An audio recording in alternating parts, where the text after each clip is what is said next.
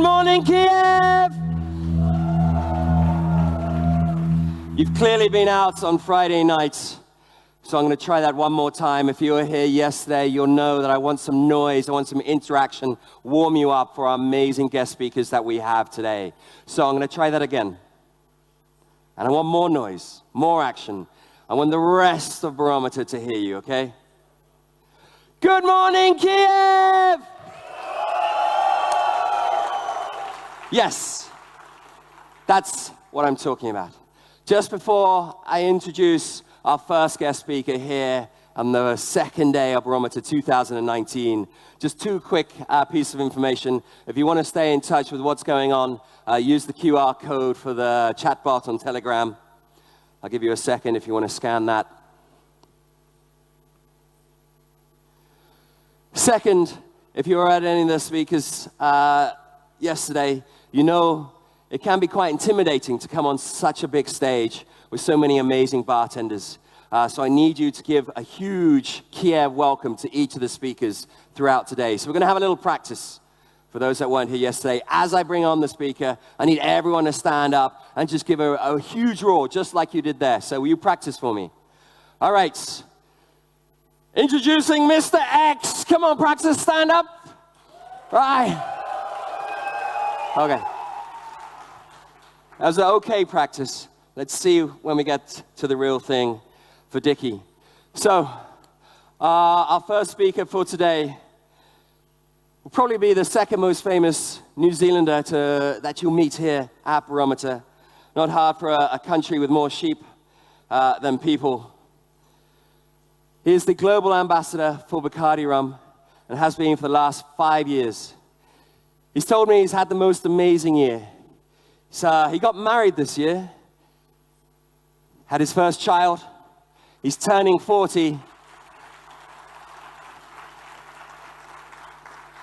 But apparently, the biggest thing on his hit list will be presenting for the first time here at Barometer. So let's hear it up. We're going to get a video for Dickie Cullimore.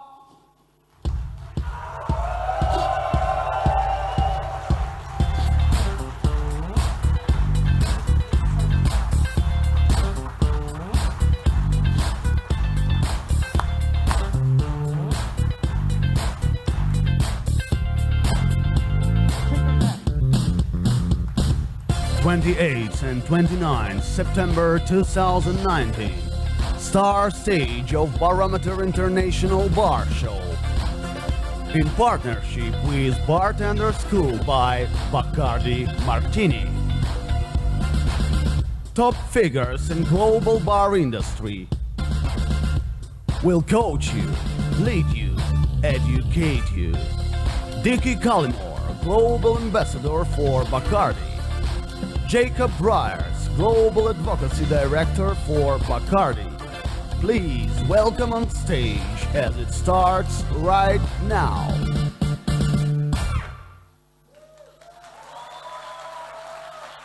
Hello.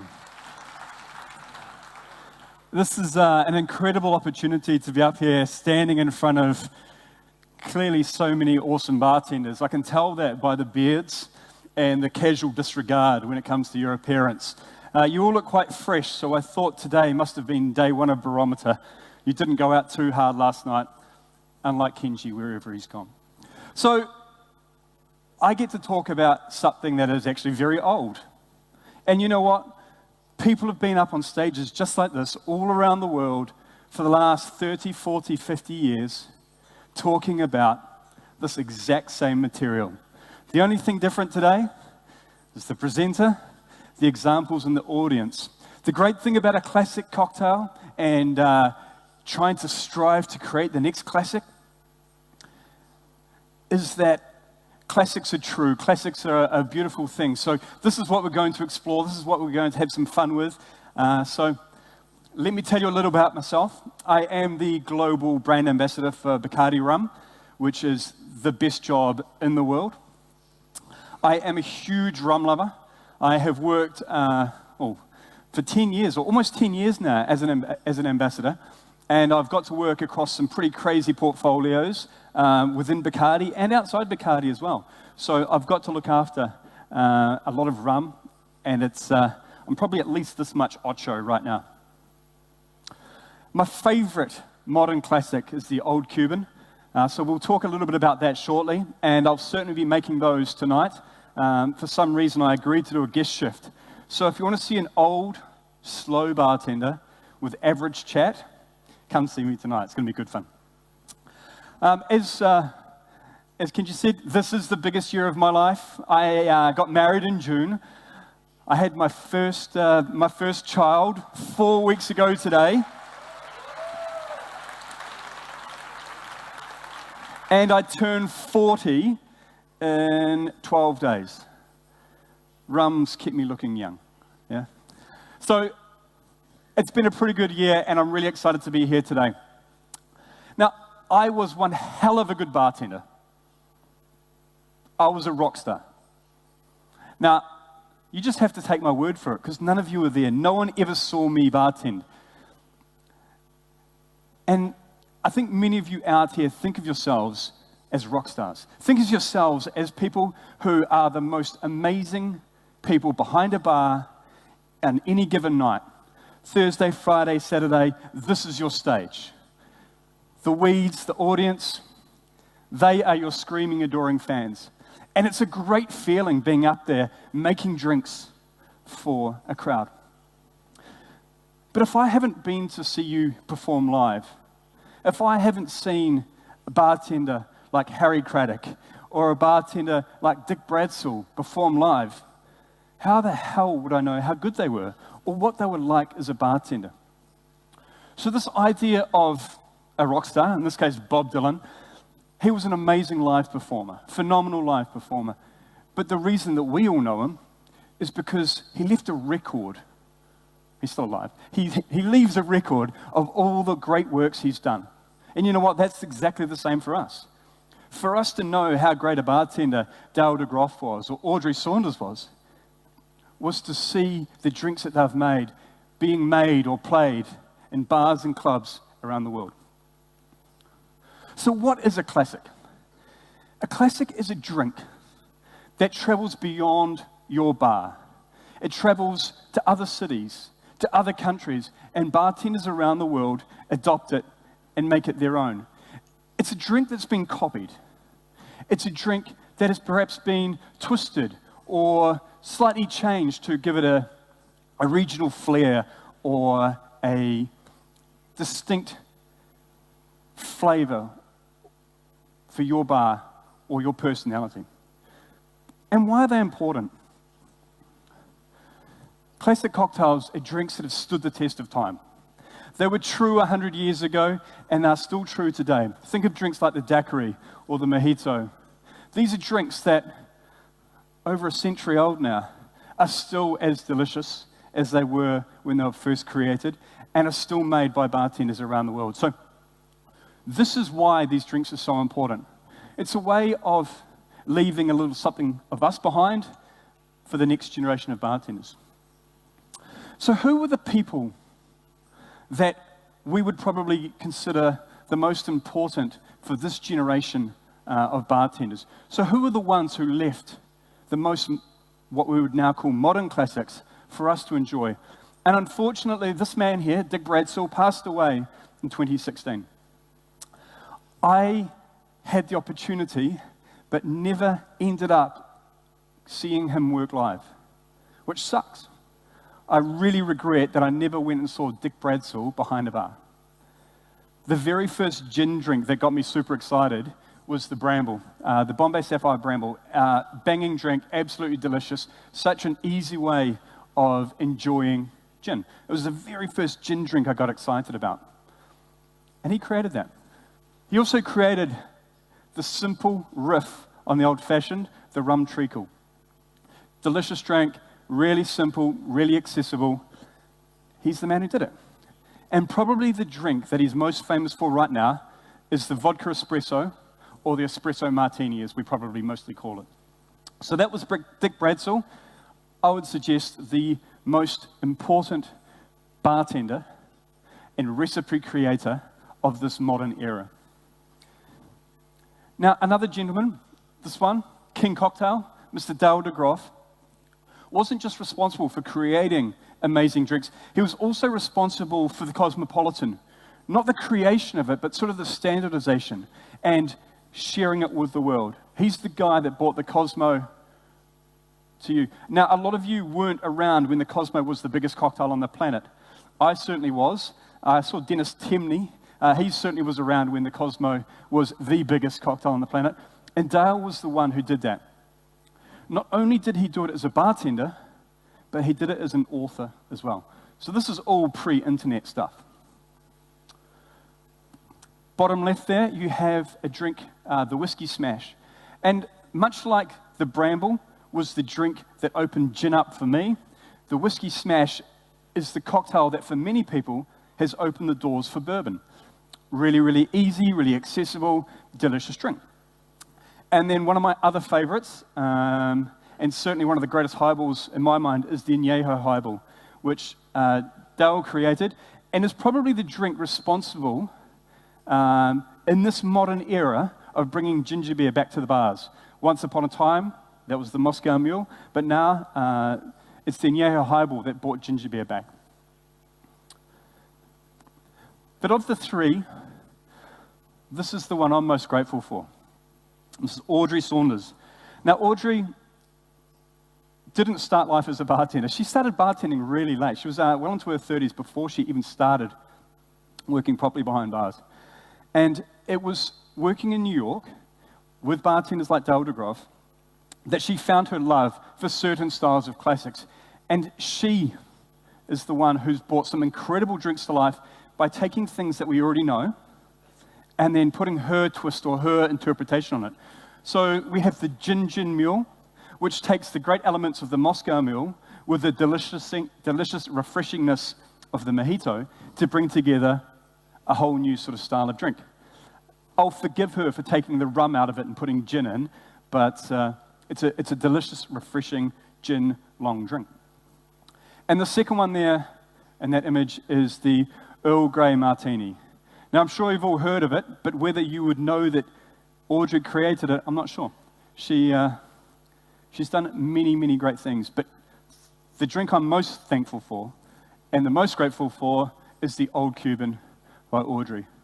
Certainly my favorite modern cocktail, my favorite modern classic cocktail.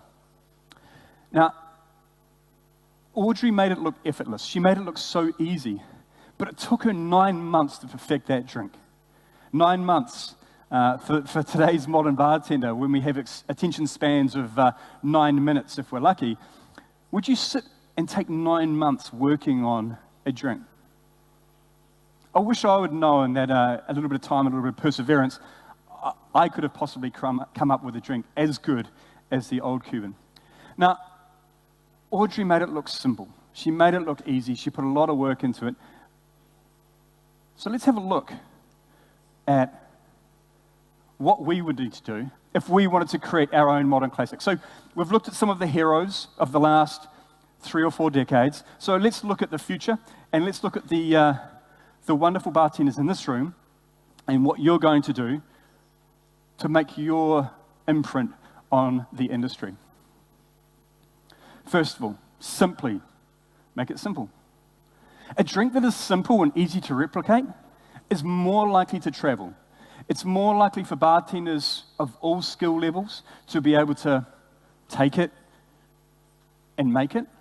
It's also increasingly important now for our consumers, our guests, the people in our bars, to be able to take a drink and take it away and make it themselves, or go to another bar and ask for it.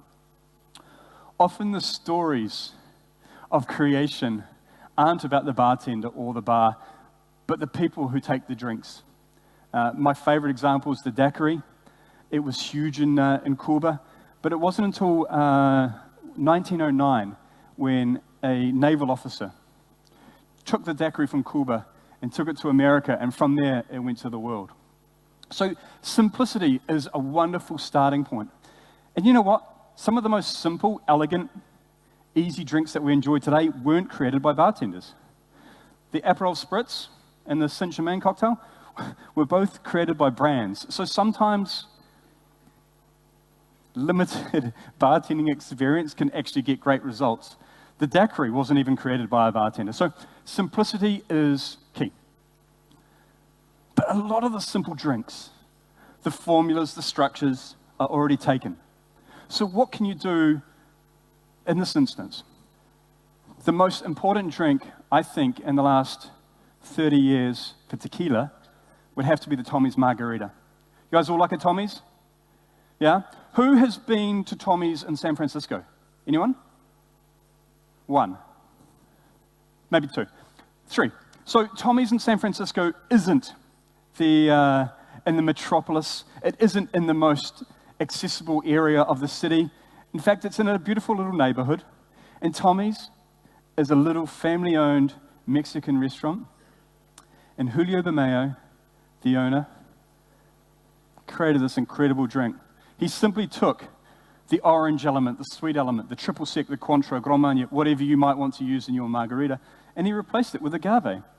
So he took a drink that people knew and already loved, and he did his twist on it. And he did something that made it his and made it really easy for us to all enjoy. So making a drink familiar can be just as good as making it simple. I finally had a gin basil smash made by Jörg Meyer 6 months ago, I think it was, in Hamburg in his Bar Le Lion. Going to a place to enjoy a drink is super special, and that's one of the great things about classics is we do travel to where they're created, and we do travel to the bartenders who created them so that we can enjoy them. But the gin basil smash is a really, really easy drink to replicate. If you have one tricky ingredient, it's a good idea that you balance that out with much easier to access ingredients.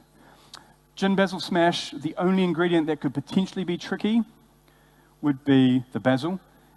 Basil's available everywhere. It's just the type of variety will change the texture and the element of the drink. But make it replicable, and then bartenders from around the world can enjoy your drink and enjoy making it. For the first time ever in a presentation, I actually asked permission to use someone else's photo. So Simon Difford and the team at Difford Sky, thank you for letting me steal your beautiful photo. And I think this is a wonderful image for making a drink topical. So I was talking to my new wife about this presentation, and she was a hell of a bartender and a pretty badass ambassador now. And we were talking about what makes a drink topical, and the examples that I had were from at least 10 years ago, and it got me to thinking, what is the time frame of a modern classic? I guess 5, 10 years. A drink needs a chance to travel, to be enjoyed around the world, and to be adopted by bartenders. So the examples that I have for making it topical are probably 10 years ago, and to us right now aren't as topical. The first of the drinks that I would suggest really captures this idea would be the Oaxaca Old Fashioned. So probably the first drink that we really saw serious bartenders going, you know what, this mezcal stuff, it's actually pretty damn delicious, and it makes a pretty banging cocktail. So a drink like that, which was right at the very start, right at the very wave of incredible mezcal drinks, Oaxaca Old Fashioned. And the next example is from PDT. Has anyone been to New York to PDT? Very few.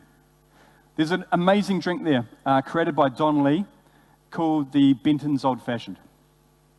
And if you go back about 10 years, there's this phrase or this idea when it comes to cuisine, dude food. So that's like fried chicken and deep fried bacon, things that probably aren't really good for us, but are delicious. And what Don did is he took bourbon and he fat washed it in a particular type of bacon. This is the first time we really hear about fat washing. It was one of the first drinks to really take it to the world. So the Benton's Old Fashioned was a drink that embraced this culture and this cuisine, so maple syrup and bacon, and put it together with bourbon to make something serious bartenders would also be into. So make your drinks topical. If I was to predict in 10 years' time what drinks we'd be talking about, I'd be thinking about low alcohol or no alcohol movement, perhaps sustainability, and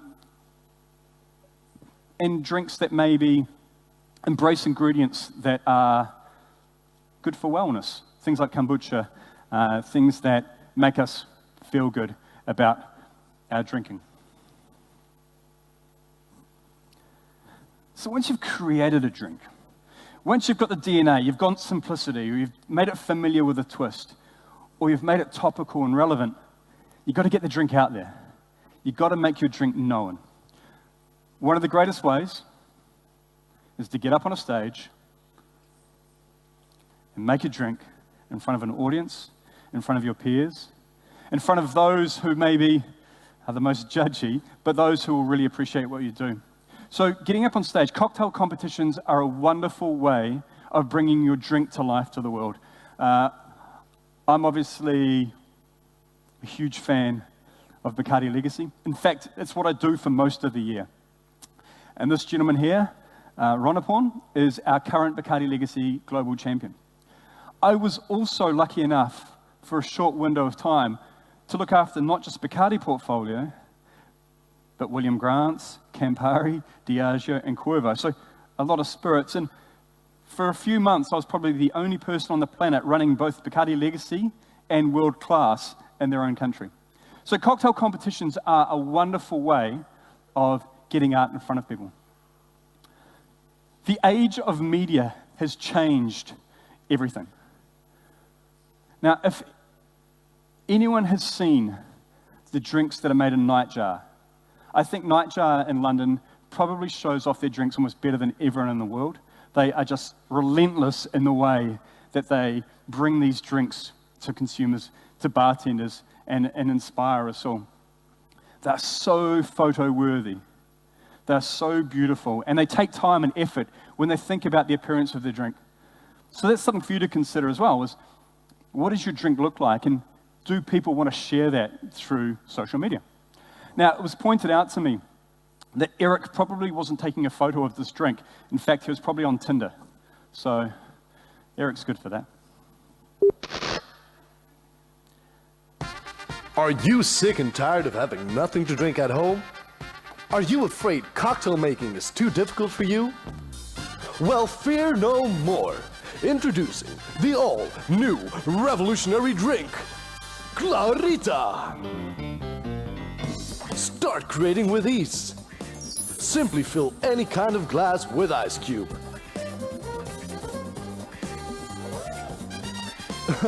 Well, maybe not any glass. Add 60 ml of the magnificent Bacardi 8. 10 ml of wonderful Amontillado sherry.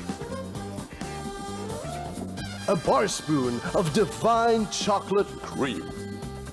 2 dashes of absinthe. And the tiniest bit of salt.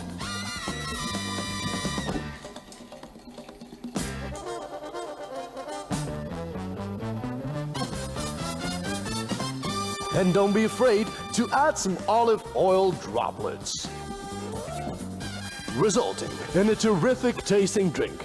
It's never been easier to get a professional result at just a fraction of an effort. It's perfect for nice cozy evenings with your loved one, a great day with your friends, or even for that special occasion. Don't wait any longer and contact us now. Call 2017 Bacardi Legacy and get your Clarita now. Remember, don't settle for this when you can have this. Order your Clarita now. Clarita, Ram van Ongevallen, Bacardi Legacy 2017, Belgium. Enjoy, but please drink responsibly. So there are other ways of bringing your drink to life for a whole new audience, as well as guest chefs and as well as people coming to see you live on your stage as a rock star preparing them drinks. We have another way of bringing our drinks to life, and that is through media. And I don't know if many of you have met Ran van Ongevallen, but that really wasn't acting. That's what he's like, which is wonderful and really annoying at the same time. but he's an incredibly talented and passionate bartender. And bringing your drink to life through blogs, video blogs, podcasts is another way of making your drink known. Over the last few months, I've had another project that I've been working on with some really great bartenders and a really cool team. Here's another way that we're starting to see bartenders taking their drink to the world. So not only are we sharing recipes, how do we make it easier for our guests to enjoy?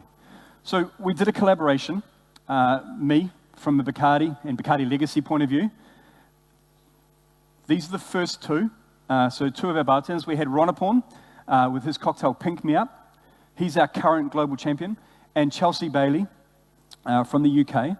She was the UK champion at Legacy this year, and she finished in our final 8 as well.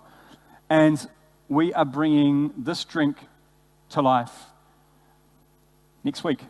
So this is probably the first time that we're showing this product. And this is a collaboration now where bartenders are working with brands, and bartenders have actually got skin in the game and actually get money working with brands. So if any of you are entrepreneurs, if any of you want to know what the future could look like, this is the start of it. This is the start of bartenders taking their drink in a different way through collaboration. It's super exciting, and I'm not sure where it's going to end up, but it's very cool. Make your drink unique. Make your drink memorable. So first of all, the name. When you are creating a drink, it's not a bad idea to Google the name. Does it exist already? One of the drinks that would potentially be one of the most important drinks to talk about today is a wonderful cocktail from Milk and Honey in London called London Calling. But if you Google London Calling, you're going to see 30 different drinks. So think of a name that is unique. If you've got a unique ingredient, that's wonderful as well. Or if you've got a drink that is unique for a time and a moment. I never thought I would put a porn star martini on a slide in a presentation for a bar show. But Douglas Anker created this drink that was super important in the early days of lab and that scene in London at the time where we saw a lot of great drinks. And it was super unique. Who would serve a shot of champagne on the side of a cocktail? I mean, it was just this thing that captured people's emotions and their thoughts and inspired this drink to travel around the world. And certainly, whether you love it or not, it's certainly one of the most important drinks of the last 20 years. And he did that by making it unique. This should be the most obvious slide of them all. Make it delicious. But often we forget about that when we're trying to make the most amazing spirit-forward drink or the most amazing highball. Think about who your audience is and who your guest is and make the most delicious drink you can for them. In the last 2 years, this is the drink that does it for me. This is the Champagne Colada from Coupet in London. And behind you there is Mr. Chris Moore, who is the owner of Coupet and who created the drink. Any great chef knows that they have to have a signature dish. They have to have something that makes them stand out. You're going to go to a restaurant or a bar once or twice a week if you're a normal person. Bartenders, you're not normal people. You may go more frequently than once or twice.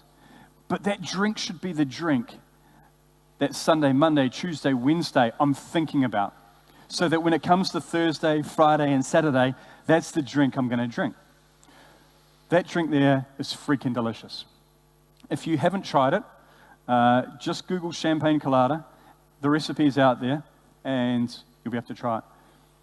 There's a particular coconut sorbet that Chris uses for that drink. They go through over a ton, over 1,000 kilograms of that a year to make this drink. It's so good. But it's not all happy, happy, joy, joy. Sometimes a classic cocktail can be a millstone. It can be something that just drags you down and can be a little bit of a burden. And this drink here, the Benton's Old Fashioned from PDT that I spoke about earlier, was one of those.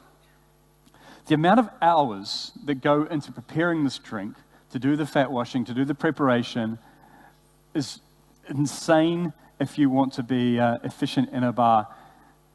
But if you ever go to PDT, it'll be one of the first drinks that you order. So sometimes having that famous drink can be a burden. Or if you go to Attaboy in New York as well, and you order a penicillin because Sam Ross created the penicillin at Attaboy, you'd think that would be a huge bonus for a bar owner. But Michael there, he has to make them day in, day out, thousands upon thousands over a month. It wasn't his drink, so every time they do a new menu, people still keep asking for the penicillin. So sometimes creating the most amazing drink can be a little bit of a burden. Another way to go, perhaps, is instead of creating a modern classic, what if you were to take a drink and make it your own? Make it your signature, or even make your bar famous for it. This is Dry Martini in Barcelona, and they are famous for making dry martinis. They've made over 1 million, which is not a bad effort. So they've done an incredible job, and they have this wonderful theater. They have this beautiful martini station where you sit at, and the lighting's perfect, and the heights are all wonderful. So they've made it their signature rather than creating their own drink. They do it a certain way. They do an olive and a zest, but it's their signature, so people will travel to that. And that's one of the great things about a classic cocktail is people will travel to your bar, to your city, to try your drink. Argo Peroni at the Connaught. Again, the martini was his drink and his signature. And the way they brought it to life was through that beautiful cocktail cart. So when you go to the Connaught and you order the martini, whether it be the classic style and the theatre and the ritual that goes with choosing your augmentation and your garnish and your gin or your vodka, you could also go down the path of trying some of their newer martinis as well that express the new generation of the Connaught bartender. So they have captured the martini in a whole different way. Or you've got Duke's in London, which also owns the martini. And they have a wonderful theatre of making the coldest damn martinis on the planet. Unfortunately, I've never been able to finish 2 because they're so bloody strong, no dilution, but they are amazing, and it's just such a cool experience being able to experience that. Or go to Japan. I mean, Japan is so famous for its bartending culture. Now, bartenders in this room take for granted the importance of ice. You take for granted Japanese bartending techniques, the 3-point shake, the hard shake, 2-point shake. So bartenders like Ueno-san, right here, also adopted classics to help take their drinks to the world. Ueno-san became very famous for his interpretation of a white lady. He makes it in such a way that's kind of crazy for the rest of the world to understand. And why I say that is, if you think about your bar, who prepares all the fresh juice? Who prepares the lemon juice or the lime juice or the grapefruit juice? It's usually the barback, right? Yeah? A few nods. Well, at High Five, in Ueno-san's bar, it's either Ueno-san or the head bartender who do all the juice preparation. So that's not a job for the barbacks. And they do it in such a way that the juice doesn't retain any bitter qualities, but just a beautiful fresh and sour. So his white lady is made just exquisitely. So taking the best ingredients and the best techniques to create your own signature. 2 more. The famous Irish coffee from Dead Rabbit. They didn't create it, but with relentless consistency and focus, they've been able to create probably the world's best Irish coffee. They're focused right now on also serving the world's best Guinness, which is another challenge in itself, and they're spending time. And I believe the talk tomorrow from Jacob tomorrow, we'll talk a little bit about that as well. Or else you could go just down the road and go to Naren Young's over 100-year-old restaurant, Cafe Dante, where Naren took Campari and fluffy orange juice and made it a thing so bloody big. The Garibaldi has been a drink that's been around for a long, long time. Perfect for daytime drinking. It's refreshing, it's light. But Naren played with the formula, and he played with how he created the juice, and he created the most amazing Garibaldi. Does anyone make a Garibaldi at work? Yeah, with a few down there. Okay, it's Campari and orange juice. It's pretty damn good with martini bitter as well, and orange juice. But the way he does his fluffy orange juice is what makes this drink so special. So definitely try that one. And like any maestro, make it repeatedly. Anywhere Salvatore goes, anywhere he does a guest shift, anywhere he makes an appearance, he will make the breakfast martini. It doesn't matter if he's doing a tiki bar, he will still make a breakfast martini because that's his drink, that's his signature. And that is his job, to take that drink to the world. So when he leaves, or when you want to recreate something that is truly iconic, you know the breakfast martini because Salvatore has taken it everywhere and will continue to take it everywhere. So just to recap, we've done good. Make your drink simple. Make it familiar. Make it replicable. Topical. Make it known. Make it unique. Make it delicious, and make it repeatedly. So on behalf of Bacardi, thank you very much. I'd like to say thank you to the team from Bacardi here in Ukraine for Bacardi Martini Bar School. Thank you very much for bringing me over and giving me the experience of standing in front of this gigantic room. To the team at Barometer, thank you for making this so easy and so much of a fun experience. And importantly, I need to thank my wife who let me come away while she is on baby duties for the next couple of days. So perhaps I might get a couple of good nights' sleep. So thank you. Do you have, maybe we've got time for one or two questions if there are any? Nope? Perfect. Best way to end. So thank you very much. I've been Dickie Cullimore. Now, I believe... Hey, it's a picture of me. Thank you. I've always wanted that. Now, I haven't had a chance to explore the show yet, but after this, directly after this, I understand on the floor below is some bars, right? And I understand that there's some legacy drinks being made down there. So maybe we should all just go and slam the bartenders in that one instant so we can try some delicious legacy drinks. Thank you very much. I've had a great time.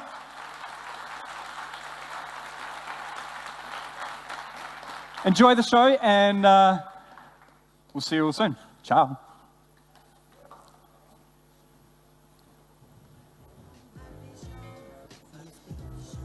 Absolute pleasure. Oh, that's